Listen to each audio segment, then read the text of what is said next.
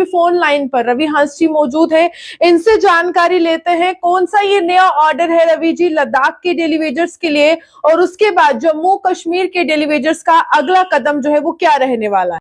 Ma'am देखिए, उसमें category wise mention किया हुआ है कि जिनकी भी 15 साल इस वक्त जितना भी हमारा डेली वेजर साथी काम कर रहे हैं लगभग 15 साल सबके हो गए हैं। बिल्कुल। और 15 साल जिनके 15 साल से ज्यादा सर्विस हो गई है उनको 30 से 35 हजार सैलरी बन रही है, और जिनकी 25 साल सर्विस पूरी हो गई है उनकी 45,000 रुपए सैलरी मंथली बनेगी, और उनको डीएनएस अलाउंसेस भी मिलेंगे, और भी बहुत सारे बेनिफिट जो है उसमें वीकली पेड ऑफ, जो कि डेली वेजर को छुट्टी मिलती नहीं है। अच्छा। लेकिन उसमें हफ्ते में एक दिन की छुट्टी भी डेली वेजर को मिलेगी, और ये बहुत सारे फायदे जो हैं लद्दाख के डेली वेजर को मिलने वाले हैं।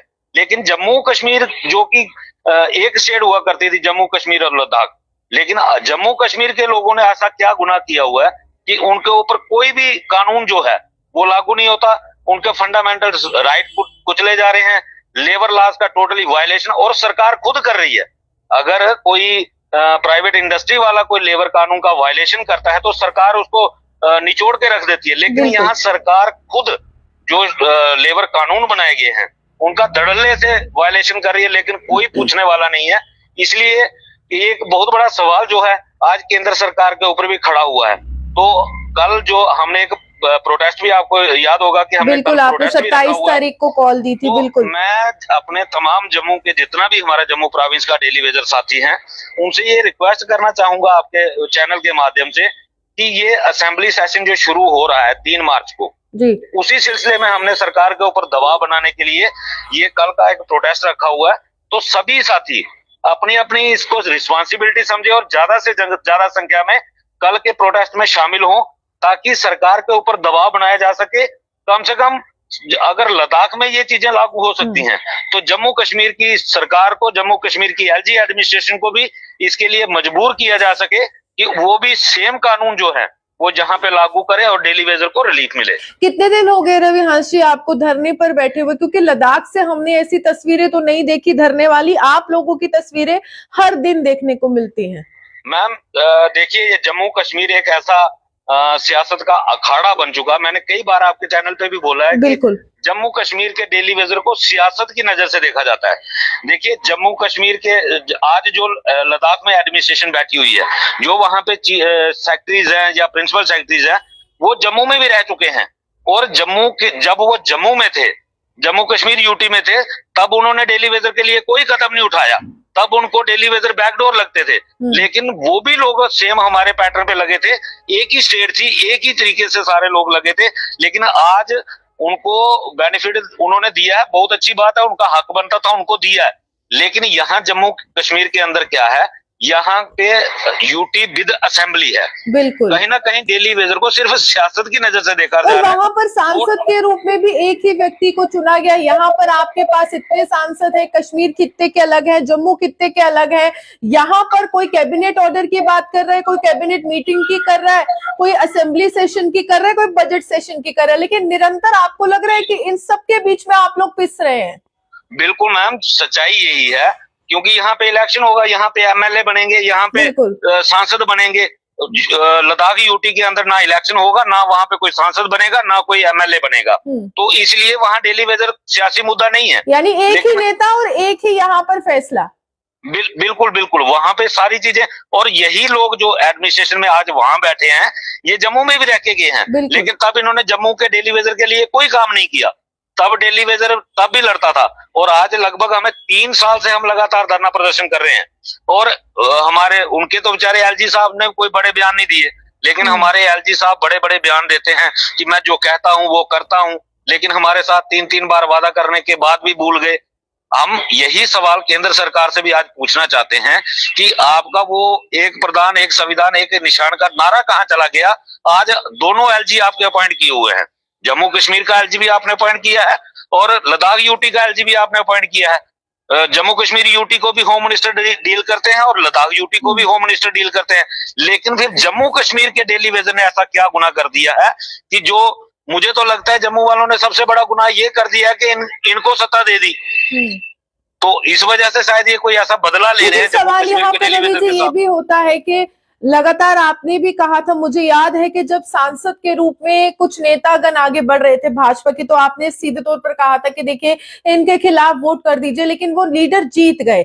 लेकिन अब आपने जब उसके बाद कहा कि सरकार बदल दीजिए, विकल्प आपके पास है कि सरकारें बदले, सरकार बदली है, भाजपा की तो सरकार बनी नहीं है, यहाँ पर नेशनल कॉन्फ्रेंस की बनी है, तो उसके बाद भी आपकी उम्मीदें धरी की धरी रह जाएंगी, तो आम इंसान कहाँ जाएगा? मैम, आज के हालात ये हैं, हमारे नेशनल कॉन्फ्रेंस की जो सरकार बनी है, तो ये कोई दूध के धुले हुए नहीं है। इन्होंने भी आज अगर डेली वेजर इतना शोषण का शिकार हुआ तो इसकी फाउंडेशन जो तैयार करने वाली वो नेशनल कॉन्फ्रेंस है। बिल्कुल। इनकी जो नींव रखी गई थी वो नेशनल कॉन्फ्रेंस ने ही रखी थी। लेकिन आज नेशनल कॉन्फ्रेंस, जब इलेक्शन से पहले ये कहते थे हम पहली कैबिनेट में करेंगे, हमारे पास कैबिनेट सेक्रेटरी के अंदर रिपोर्ट बनी हुई पड़ी है, तो इसमें कोई दिक्कत नहीं आएगी। अब वही उमर अब्दुल्ला साहब कहते हैं कि जब तक स्टेट नहीं मिलेगी तो हम कुछ नहीं कर सकते। मैम, ये सिर्फ डेली वेजर का इस्तेमाल करना चाहते हैं कि डेली वेजर शोर शराबा करे और हम केंद्र सरकार से इसी आड़ में स्टेटहुड मांगे। भाई पहले आप, मैं ये कहता हूं कि अगर उमर अब्दुल्ला सरकार की नीयत साफ है तो आप कैबिनेट से अप्रूवल दीजिए डेली वेजर की रेगुलाइजेशन को और एलजी साहब के पास भेज दो। अगर एलजी साहब नहीं करेंगे तो फिर हम देखेंगे, लेकिन आप अपनी रिस्पॉन्सिबिलिटी पूरी करो। आपने जो वादे पूरे किए, उमर अब्दुल्ला साहब को पहले भी पता था कि ये यूटी है और यूटी के अंदर मेरे पास लिमिटेड पावर्स हैं, लेकिन जब वादे करने थे, जब मैनिफेस्टो बनाना था, तब मैनिफेस्टो में रख लिया, तब लोगों को गुमराह कर लिया, वोट ले लिया, सरकार बना ली, अपनी सैलरी लगवा ली, गाड़ियां नहीं खरीद ली। अब डेली वेजर जो है वो फिर आज उसी जगह पे खड़ा है जहां पे 30 साल पहले खड़ा था, और कहीं ना कहीं तब भी कसूरवार नेशनल कॉन्फ्रेंस थी, और आज भी मुझे लगता है कि नेशनल कॉन्फ्रेंस अनसीरियस है इस मसले पे, जो कि अगर कल के प्रोटेस्ट के बाद भी सरकार की आंखें नहीं खुलती हैं तो आगे असेंबली सेशन के दौरान भी प्रोटेस्ट हो सकते हैं। अब सरकार को चाहिए कि वन टाइम सेटलमेंट करे, जो भी रेगुलाइजेशन पॉलिसी है वो सरकार, जम्मू कश्मीर की सरकार उसको अप्रूवल देके एलजी साहब के पास भेजे। एलजी साहब उस पर क्या कार्रवाई करेंगे वो बाद में देखा जाएगा। रवि जी, यहाँ पर कुछ ऐसे एमएलए भी है जो लगातार ये कह रहे कि हम डेली वेजर्स के मुद्दे को उठाएंगे। पीडीपी की जो अध्यक्षा है महबूबा मुफ्ती, उन्होंने कहा है कि डेली वेजर को लेकर एक बिल लाने वाली है। महराज मलिक भी कुछ ऐसा ही कह रहे हैं, कुछ अन्य यहाँ पर जो एमएलए है वो भी यही कह रहे हैं। आपको लगता है कि अगर चुने हुए नुमाइंदे दबाव बनाते हैं असेंबली सेशन में तो सरकार को मजबूर होना पड़ेगा आपके लिए कुछ करने के लिए?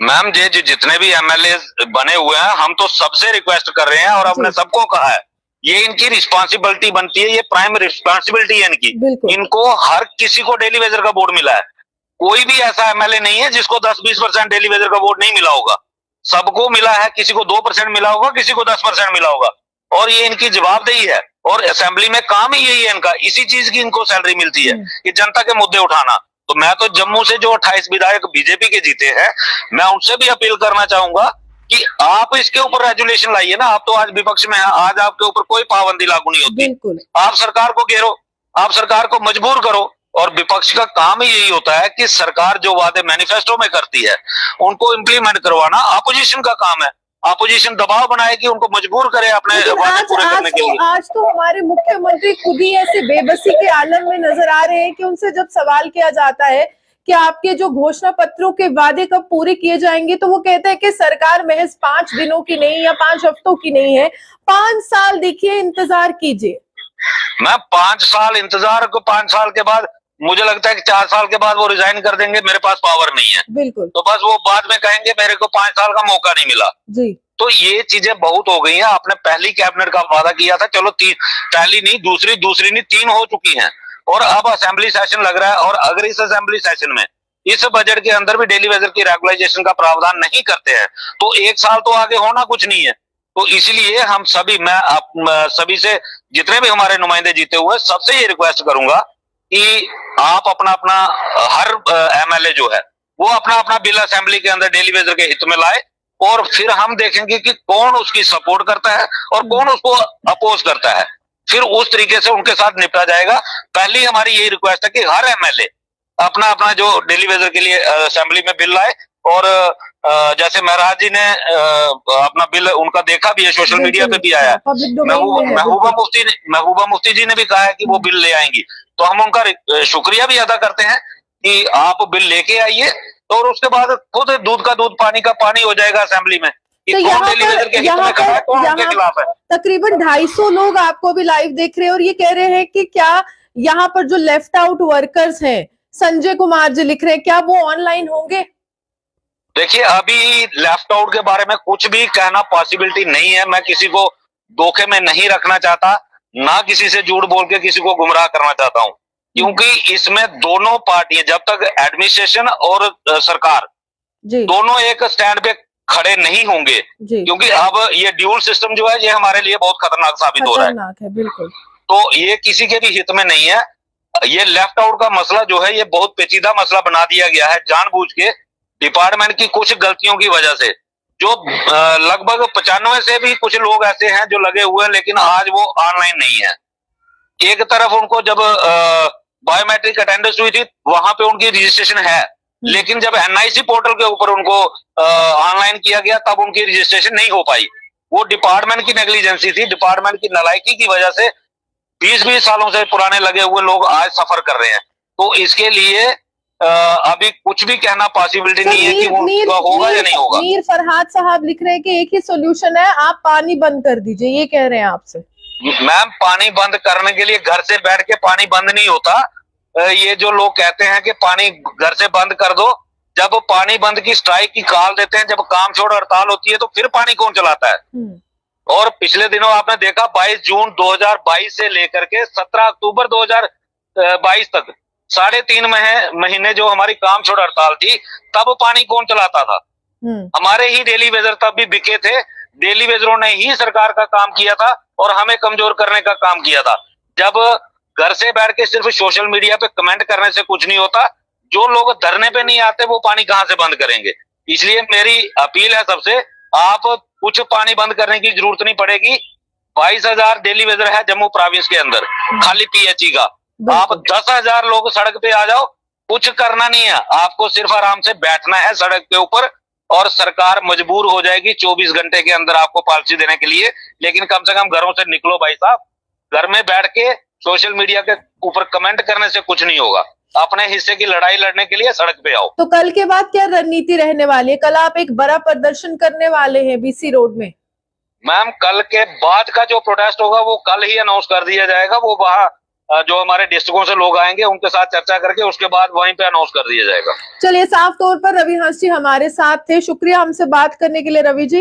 इस लाइव को ज्यादा से ज्यादा शेयर कीजिएगा और कल का जो प्रदर्शन है जिसमें आपको शामिल होने के लिए यहाँ पर रवि हंस जी ने कह दिया है कि देखिए, सोशल मीडिया पर लिखना आसान है घरों पर बैठकर, लेकिन जब आपको अपना दम दिखाना है, आपको अपनी ताकत दिखानी है, तो आपको सड़क पर आना पड़ेगा, आपको उस कार्यालय में आना पड़ेगा जहां पर धरना हो रहा है, धरना स्थल पर आना पड़ेगा और अपनी ताकत, अपना संगठन जो है वो मजबूत है ये दिखाते हुए आपको उन लोगों के साथ चलना होगा जिस तरह से रवि हंस जी लगातार हुंकार भरे हुए और काफी लंबे समय से आप लोगों के लिए ये जंग लड़ रहे हैं। लेकिन अगर आप इनका साथ नहीं देंगे, अगर आप महज कमेंट से ही अपना सुझाव देंगे, तो कहीं ना कहीं सवाल इन पर भी खड़े किए जाते हैं कि आप 22,000 की संख्या में है और वो 22,000 का आंकड़ा रोड पर क्यों नहीं दिखता है? यानी कि जब सरकार का समक्ष जो है वो बातें रखनी होती है, जब सिविल सेक्रेटरी चलो आंदोलन होता है, जब इस तरह के एलजी हाउस के आंदोलन होते हैं, तब इस तरह के लोग सामने क्यों नहीं आते हैं? इस तरह के बड़े सवाल जो है निकल कर आते हैं। फिलहाल